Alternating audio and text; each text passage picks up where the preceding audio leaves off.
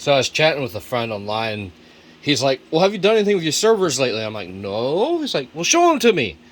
So, and then I was talking to somebody else online, and they're like, asking questions, so I figured I'd make a small little, does it still have the cover on it from the factory? Anyways, small little video about it. This is the power supply, it powers everything. This is the router. My router's IP just written on it. This is the 5-volt connection. Oop, there we go, for the Raspberry Pi. That's running the cloud server, which is that guy. It's a Pi 4 B+, 8-core, or 8 gigabytes RAM. The super blinky drive is a 256 gig SSD. It has the Ubuntu OS on it, plus the torrent scratch drive, and then underneath is a 4 terabyte Seagate Iron Wolf that runs the cloud storage itself. It's not mirrored, strived, RAID of any kind. It does not need it.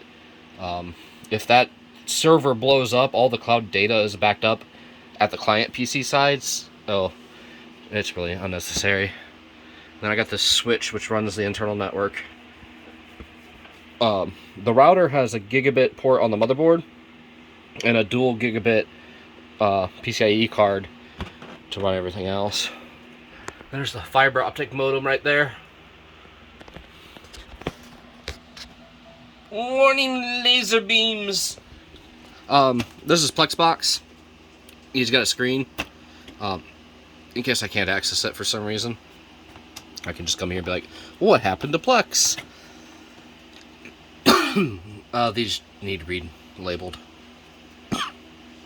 7 drive bays, because the 8th bay is where the graphics card sits. My little brown 3D printed cover. Back in there is the graphics card. And I didn't want to put RGB fans in my desktop, so here's my router. That's the Wi-Fi access point. It does no routing. It's just Wi-Fi. See if I can turn this a little bit. You can see I gave Plexbox the RGB fans on this 3D printed bracket to use the Cooler Master AIO cooling. It's a very small box, even though it has 2 big fans. Oh man, really see how dirty this is in the camera. These 2 fans cool the drive bays. And then there's another fan up top right here where the power supply is. But it just didn't seem like enough cooling for a Ryzen and a graphics card and 16 gigs of RAM and all that junk. It is an ITX board. See, overall this case is pretty small. I like it because it's compact. And then there's an APC, little battery backup, cyber power, whatever. There's a battery backup. The screws are out of Plexbox. I never put them back because I'm lazy. That's it. This is the whole setup. Everything is run from this central location. Plexbox runs Windows 10, so I can just regular remote desktop to it. It runs Backblaze backup, as well as it has a copy of the cloud server on it.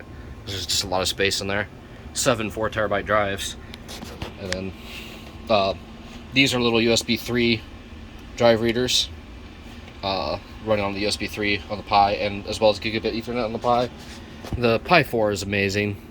And the power supply here, this is one I had modified for my printers, 430 watt PC power supply.